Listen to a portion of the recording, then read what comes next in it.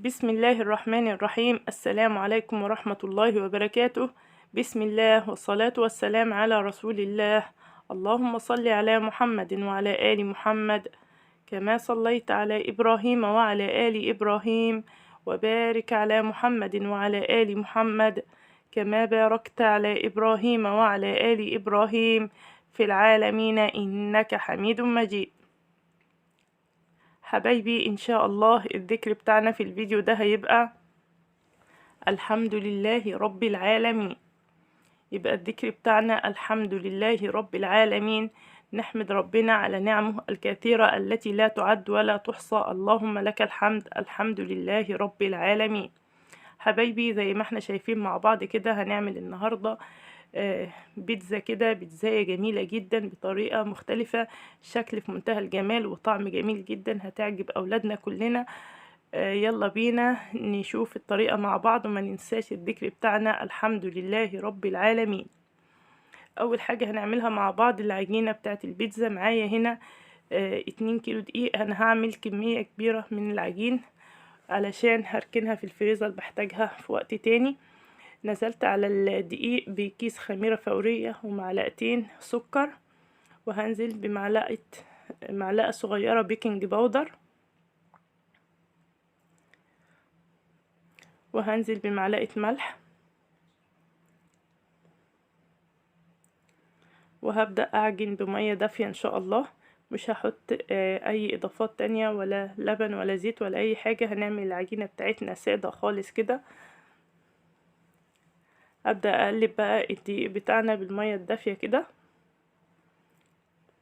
ما ننساش الذكر بتاعنا الحمد لله رب العالمين، الحمد لله رب العالمين. هزود المية واحدة واحدة لحد ما العجينة بتاعتنا تتلم معايا.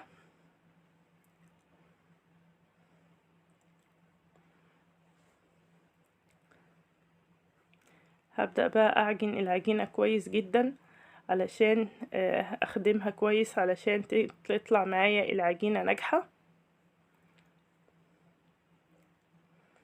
ما ننساش الذكر بتاعنا الحمد لله رب العالمين، الحمد لله رب العالمين.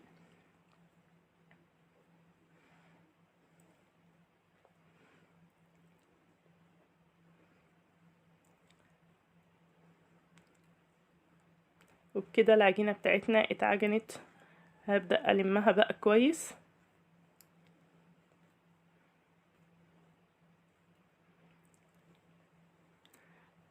وهغطي العجينة وهركنها في مكان دافي لحد ما تخمر كويس، ونرجع نشوفها مع بعض.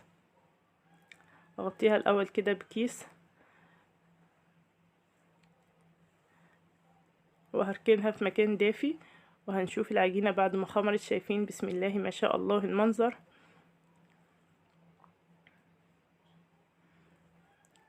هرفع بقى الكيس كده واحدة واحدة.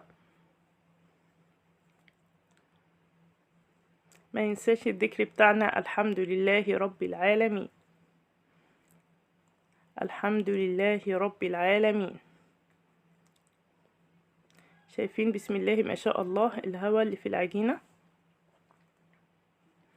هبدأ بقى اقطع العجينة بتاعتنا. معايا صينية كده عليها شوية دقيق علشان العجين ما يلزقش. انا هعمل البيتزا اللي احنا عملناها دي، هعمل منها 2. فهقطع كده كورتين كبار. هنشوف هنعمل البيتزا الجميلة ازاي. هبدأ بقى اعمل كور صغيرة جدا.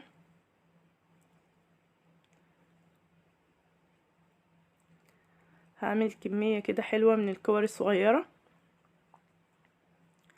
والعجينة دي زي ما قلت معاكم انا عاملة كمية كبيرة من العجين. بحطها في الفريزر في اي وقت ولادي بيحتاجوا بيتزا، بطلعها بسهولة خالص. اعملها مش بيجرالها اي حاجة، بس بطلعها من قبلها بفترة علشان تلحق تفك، وابدأ اعمل بيها البيتزا وبتبقى جميلة جدا. قطعت كده الكور الصغيرة زي ما احنا شايفين، عملت كمية حلوة من الكور الصغيرة. وهبدأ بقى اعمل البيتزا بتاعتنا مع بعض. ما ننساش الذكر بتاعنا الحمد لله رب العالمين. معايا الصينية كده اللي هعمل فيها، هدهنها بالزيت كويس من كل مكان كده علشان العجين ما يلزقش فيها واعرف اخرج البيتزا بتاعتنا منها.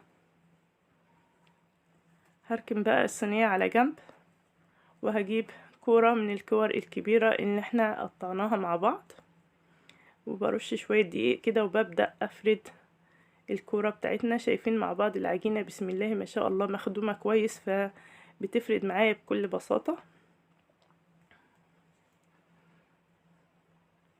هفرد بقى الكورة بتاعتنا، هفردها كويس جدا على قد الصينية بتاعتنا اللي احنا هنعمل فيها. ما ننساش الذكر بتاعنا الحمد لله رب العالمين، الحمد لله رب العالمين.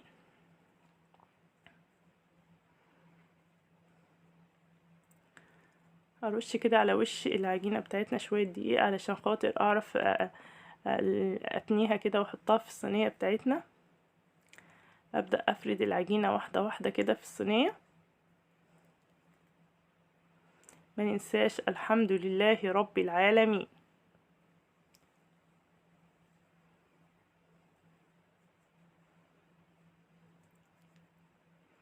الحمد لله رب العالمين.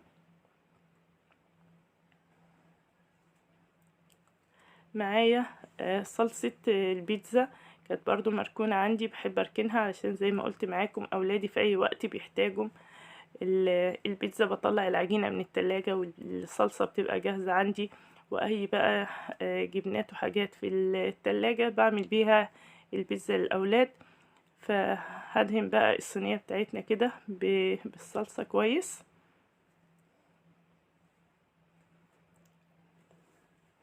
وهبدأ انزل بالخضار، اي نوع خضار عندي. هنا هنزل الاول بشوية جبنة موتزاريلا كده علشان الخضار يثبت في الفطيرة بتاعتنا ما يخرجش منها. معايا هنا طماطم وفلفل الوان وزيتون، هنزل كده بالطماطم مقطعها قطع صغيرة. ما ننساش الذكر بتاعنا الحمد لله رب العالمين.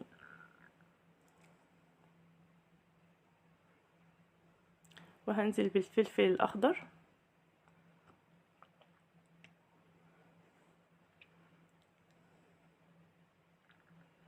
وهنزل بالزيتون برضو. احاول اوزع كده في كل مكان بس ما جيش يم الاطراف، هسيب الاطراف فاضية كده عشان هنشوف مع بعض هنعمل في الاطراف دي ايه. ما ننساش الذكر بتاعنا الحمد لله رب العالمين.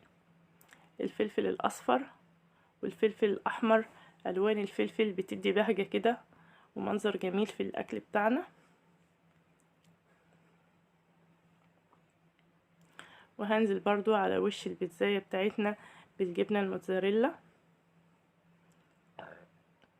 اي انواع جبن عندك انزلي بيها، بتبقى طعمها جميل في البيتزا. النهاردة احنا عاملين البيتزا من غير لحوم خالص، عاملينها خضار بس. معايا بقى الجبنة اللي هي بالزيتون ديت، ولادي بيحبوا طعمها جدا، فانا هبدأ احشي الكور بتاعتنا جبنة اللي هي الجبنة بالزيتون دي. فكل واحد يحشي الكور زي ما هو عايز.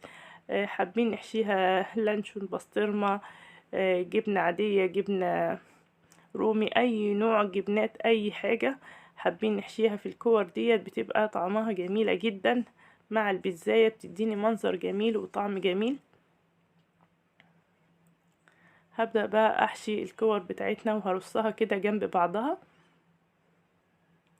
ما ننساش الذكر بتاعنا الحمد لله رب العالمين، الحمد لله رب العالمين، الحمد لله رب العالمين.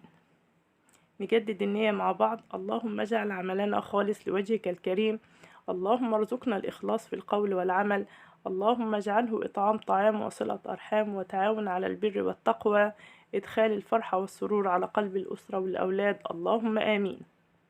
كده بعد ما عملنا الصينية بتاعتنا كلها، هبدأ بقى أدهنها. معايا صفار بيضة على شوية لبن على شوية فلفل أسمر ومعلقة خل، وهبدأ أدهن وش البيتزا بتاعتنا كده علشان تاخد لون جميل.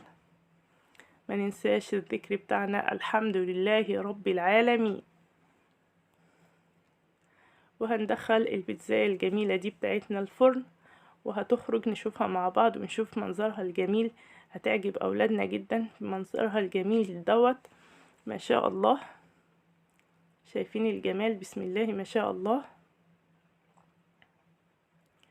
ما ننساش الحمد لله رب العالمين. شايفين ما شاء الله البيتزاية بعد ما خرجت من الفرن؟ حاجة كده جميلة جدا جدا جدا، طعمها في منتهى الجمال.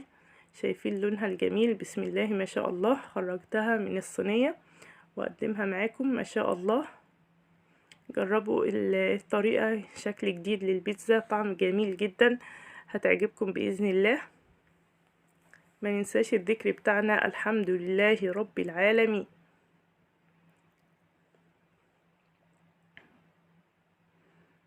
نقطع كده قطعة مع بعض ونشوفها.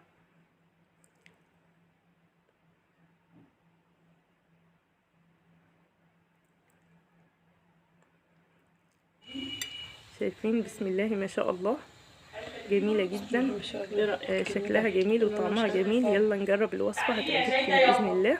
وفي النهاية حبايبي، اللي يعجبه الفيديو ما ينسانيش اللايك والشير والاشتراك في القناة علشان القناة نعم يا تفضل فوزي معاكم. واللي بيشوفنا لأول مرة يشترك معنا في القناة ويضغط الجرس ويختار الكل علشان يوصلوا إشعار بكل جديد أنزله بإذن الله. وفي النهاية، سبحانك اللهم وبحمدك، أشهد أن لا إله إلا أنت، أستغفرك وأتوب إليك. والسلام عليكم ورحمة الله وبركاته.